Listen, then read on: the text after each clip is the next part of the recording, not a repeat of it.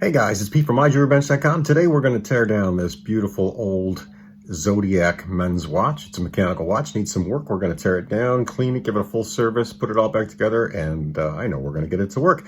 Let's get started.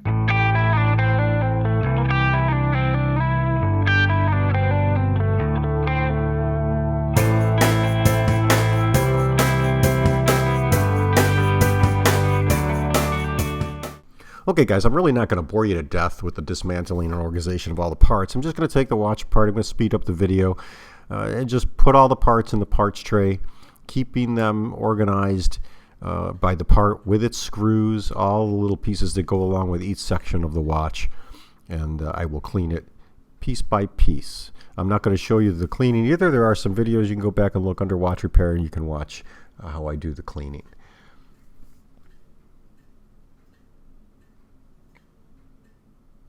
Just take care with each of the parts because they are small. Now here I'm going to start working on the crystal. This is a plastic crystal and unfortunately it had some deep scratches. I was forced to use some 1000 grit sandpaper, and again I'm going to go through that once I've sanded it down and removed all the deep scratches, and I'm going to polish it with the plastic crystal polish.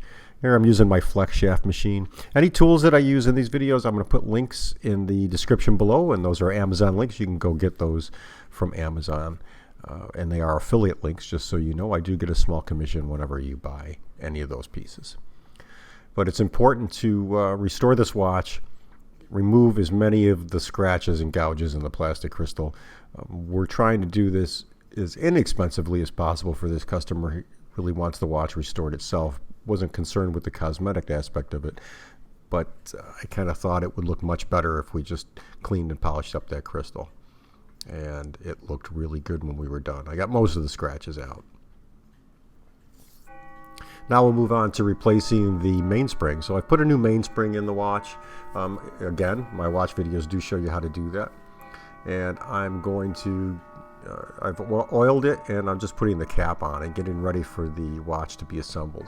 I've also cleaned all the pieces to the watch at this point.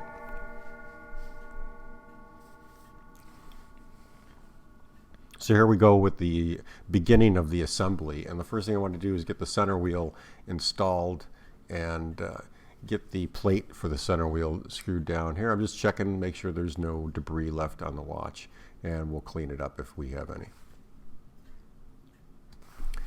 Let's get that center wheel installed. Make sure you put it back in its proper position, and then get the plate ready. There's 2 screws for the plate for the center wheel, so we're going to grab the plate and put it on the movement.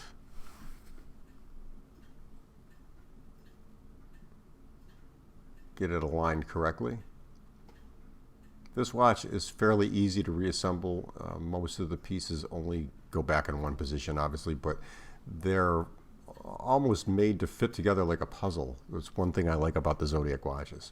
So once we make sure that the gear is seated correctly on the plate and the plate is in correct position, I'm just going to make sure it's fixed in place, and we'll grab the screws and put them in.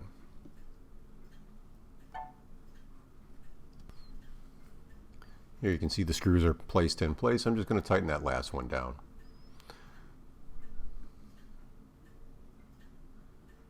And again, it's important that you don't tighten them all the way at first without checking the gears and make sure that all the pinions are in place. This is a very small watch. It's an 11 Ling military. It goes together fairly well. There are some issues that we'll get into later when I show you how we put the pallet fork back in place. That's a rather extensive assembly for this particular watch. And I'm just checking here and make sure that the center wheel goes. Now I'm beginning the process of assembling the clutch assembly. The clutch assembly goes together rather easily, but it has 3 different layers of clicks and springs. So you want to make sure that you get it together in a good organized way. And here you can see that I was kind of fumbling around with the spring, and I should have just put the one of the clutch springs back in place so that I could put this pressure spring back in afterwards. And I'm just getting it organized here.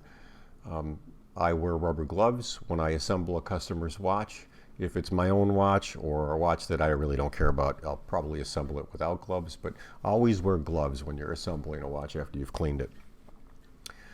Once that spring is in place, I can put the last part of the clutch assembly in and put the screw to hold the whole assembly in place. So that's what I'm doing here. This is a little click spring that kind of holds the stem clutch in position, and also allows it to move with the clutch. When you pull out the crown, the clutch articulates, and that was the purpose of that spring and getting it in place. Here you can see, again, these screws are very small, so you're going to fumble around with them. Don't worry about it. We all do it. People with a lot more experience than I do, and I've been doing this for a little over 24 years. So just remember, it's, you're going to fumble around with some screws here and there. Once the assembly's all in place, I'm just going to make sure that click is in the right position, and then I'm going to push on the clutch lever and just make sure that everything articulates correctly so that I can insert the clutch gears and then the stem and crown. The stem and crown I insert usually as I'm assembling the watch, just to make sure that everything works properly. So here I'm just testing everything, making sure that the clutch swing is working good, and it is, which is always a good thing. This does have a hack, and this particular function actuates the hack on this watch so that you can stop the watch to synchronize time. And again, I'm going to speed this up a little bit because a lot of you have seen me do this before, and I'm sure that you all realize how to put these watches together, but just in case, you can slow this down on YouTube. So if you want to slow it down, go right ahead. Here I'm assembling or just giving a light oil to where the balance barrel goes in place and getting ready for the rest of the assembly here.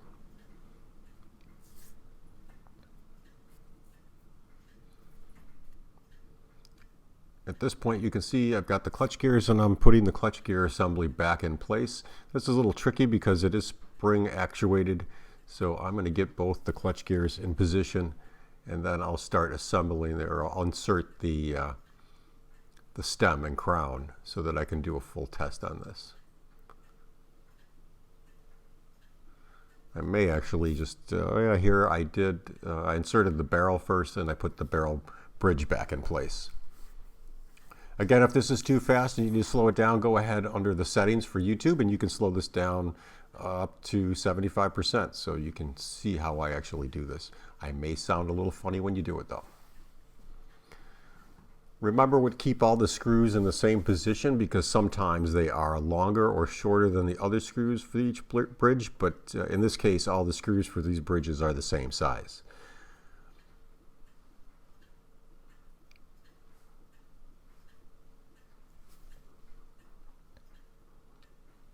Okay, so I've tested the clutch mechanism. It seems to be working good, and I'm just going to oil the points where all the springs and clicks kind of articulate through there, and that will allow the stem to work a little easier. Okay, now for the train assembly. I'm putting the gear in the wrong position there, but I realize it as I'm doing it, and that's my visor, my magnifying visor that you saw there, guys. Sorry about that. You can see here the next piece I'm putting in is going to be the escape wheel. Now we'll take the third gear, put that in place, and the second hand center wheel is going to go in after this. Again, these are a little tricky. A lot of Swiss watches can be a little tricky sometimes, especially the vintage ones. The pinions might be a little shorter, the jewel's not as deep or slide to seat, so you may have to kind of work all the parts in place. Putting the train bridge on here, and now I'm probably going to have to take this to the microscope to get all the gears to seat correctly. And I did not film while I was working under the microscope for this part, but it is much like any other watch, and I've showed you how to assemble the gears and get them seated correctly without doing any damage. I'm going to do a little fumbling around here while I do that. And sometimes a watch can give you a much harder time going back together than other watches, and sometimes they go together in 3 seconds, so you never know. Again, I'm just holding it with my gloved hand, and I'm putting very little pressure on the movement as I do this. Okay, so with the bridge in place, all the gears seated correctly, you can start inserting the screws. Again, these screws, you want to double check to make sure they're all the same length, and if they are not, make sure that you insert them and screw them down into their proper positions. You don't want to do damage to any other part of the watch. Again, these screws were all the same size. I got lucky with this particular watch. Sometimes manufacturers do that on purpose because when you're servicing a watch, that's one of the most common problems of a bad assembly. And if you need to slow this down, again, just go to settings and slow it down if you want to watch under normal speed. Now I'm just checking the movement. I'm going to give a little oil as I'm assembling it. I oil each of the jewels with the smallest oiler that I have, and I'll do both sides of the watch.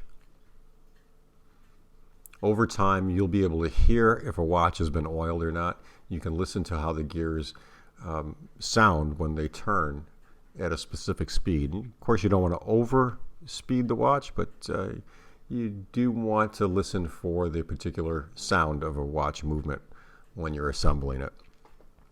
Here I'm reassembling the winding gears and the setting gears. So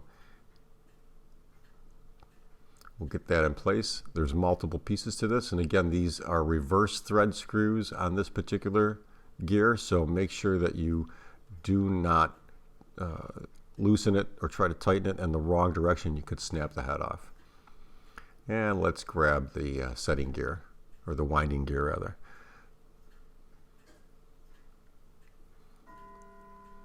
On this particular model, you're going to have to make sure that the click spring is in the right position. Here I kind of messed up and I put the watch together in the wrong position. The click gear wouldn't articulate the winding gear, so I did have to undo what I did here.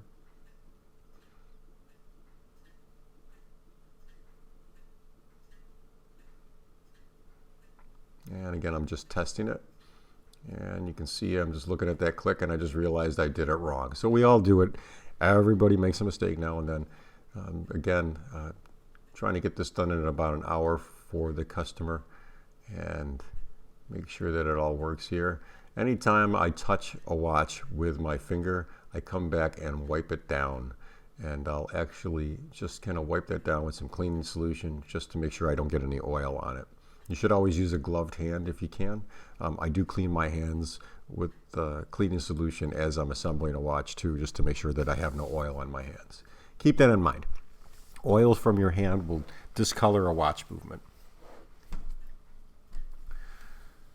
So with about half the assembly ready, I'm going to get ready for the next step, which is to insert the stem and crown. So now I'm just using my screwdriver to realign the clutch gears, as I did have an issue with this. I had to take out the winding gear assembly. So that big clutch gear that I took out, I will put back in now that I have the stem in correctly, and you can see that I've tested it and it works perfectly. The watch is still running, so now I can assemble this without problems. Again, that screw is reverse thread, so if you see me screwing it to the left, I'm actually tightening it. Now that I have everything all set, we're going to put in the small setting gear for the time. And I'm just going to drop a little bit of oil on the two pivots. There's the first of the two setting gears and the second. Then we have to take the bridge that holds these in position. Just one screw holds this in place.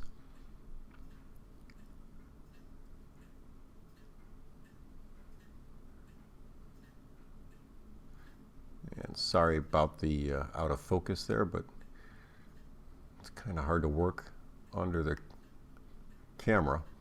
This is one of the smallest screws in the watch, so handle it very carefully because it can pop out of your tweezers, bounce around the room, and you'll never find it.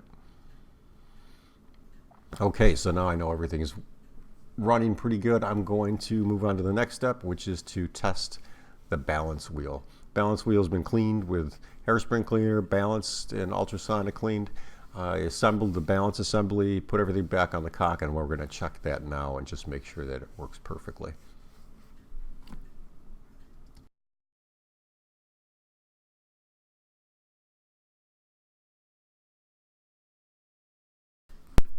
Okay.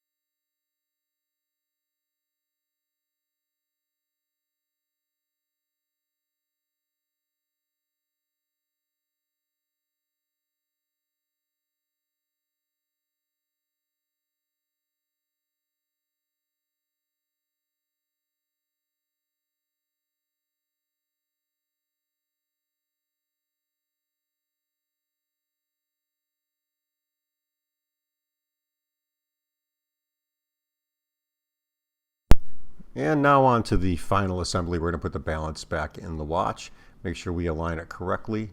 Get the balance staff pinions in the correct position in the balance jewels. And I'll apologize here for not getting it quite centered on the camera. But you're just going to have to wiggle this around very carefully. Make sure that you get them aligned right. I tend to come in at an outside angle and then move the balance cock towards the perimeter of the watch. So I come in like that. That way I make sure the balance jewel is going to hit the correct position on the pallet fork. And then I'll play with it until I get some movement in the balance wheel, and once the balance is spinning and I'm comfortable with that, then again I'll do the same thing. I'll put the screw in position and gently start tightening down the balance cock until I'm happy with the running position of the balance wheel.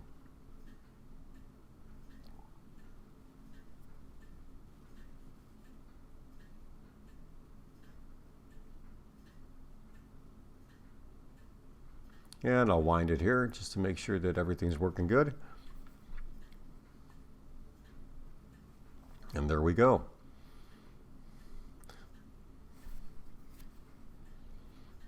Now I've sped this up a little bit too, guys. You can slow this down if you want to see more what I'm doing here. Here I'm going to loosen up the dial feet screws and get ready to assemble the upside or the top side of the watch movement, which would be the hour wheel and the foil, the dial foil that goes on top of that holds everything in place.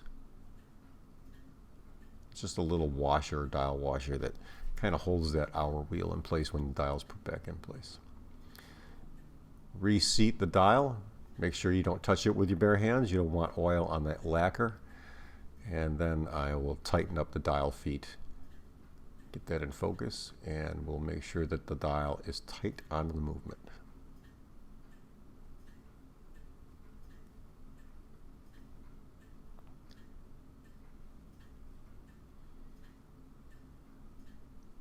I'm just testing the winding one more time. It's still running in both positions, up and down. I will check it and time it for accuracy after I'm done with the complete service.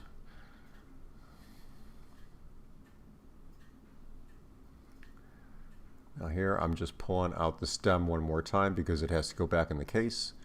So with the stem out, I can set the hands.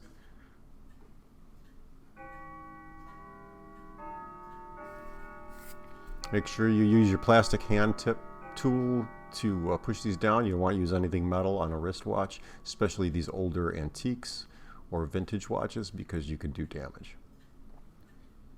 This watch has no date, so I don't have to worry about setting a 24-hour time frame. I'm just going to set the hands to the midnight position and make sure that they're aligned correctly.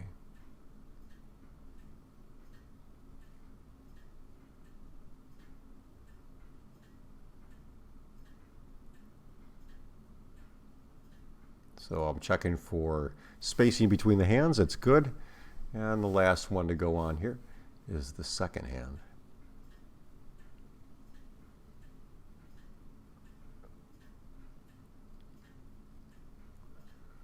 And it's working good.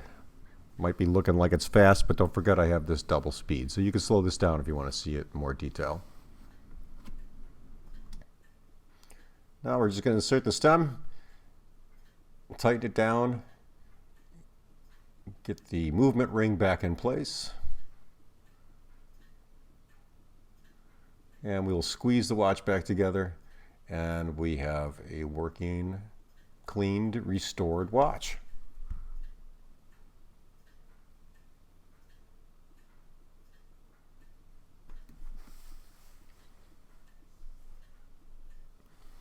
Guys, I hope you really like this video. This beautiful Zodiac military watch, which is a 24-hour timepiece, not a 12-hour with AM, PM. This is a true 24-hour clock.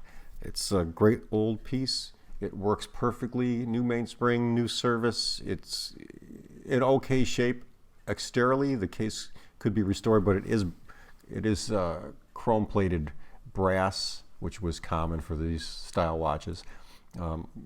Just polishing out that plastic crystal helped a lot. Even though we're not going to do a dial restoration on this, I think, you know, it looks vintage. I think it looks its period, and that's a great thing.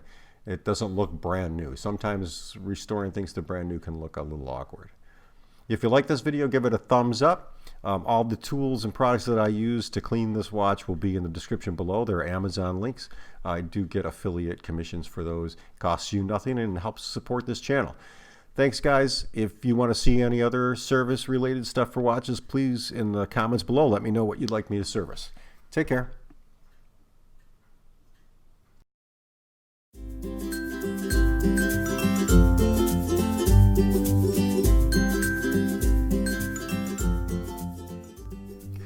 Thanks guys for taking the time to watch some of my videos. I really appreciate it. If you like these videos and you find them helpful, please give me a thumbs up. And if you want to see new stuff that I put out, usually on a weekly basis, hit the subscribe button and you can get notified by clicking on that little bell. I really appreciate any sharing that you can do, and the thumbs up that I get if you like these videos kind of helps with my channel to grow. You'll see that in the descriptions and on my website I do put affiliate links to products that I show and use in these videos. Those affiliate links give me a little small commission. Doesn't cost you anything if you buy them, and when you buy within the first 24 hours of clicking on those links, I get a tiny little commission that helps keep this channel going. Any little bit helps to keep this up and running. Again, thanks for taking the time to watch it. If you liked it, hit that thumbs up and share on social media. Take care guys, happy watchmaking and jewelry making.